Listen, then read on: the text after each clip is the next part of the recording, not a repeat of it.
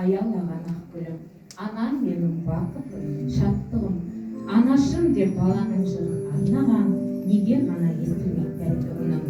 Анам менің өмірдегі тірегім, анам менің кеудемдегі жүрегім, егер менің қасымда сен болмасаң, бұл өмірде қалай ғана жүремін.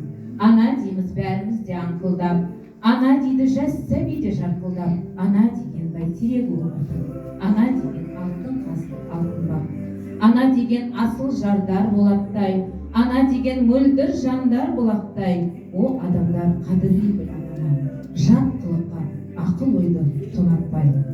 Құрметті аналар, сіздерді 8 наурыз мерекемен шын жүректен құттықтаймын.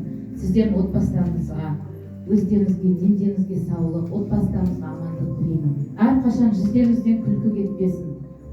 Балаларыңыздың рахатын, қызығын, қуанышын көруге Аллам нәсіп етсін. Бақытты болыңыздар.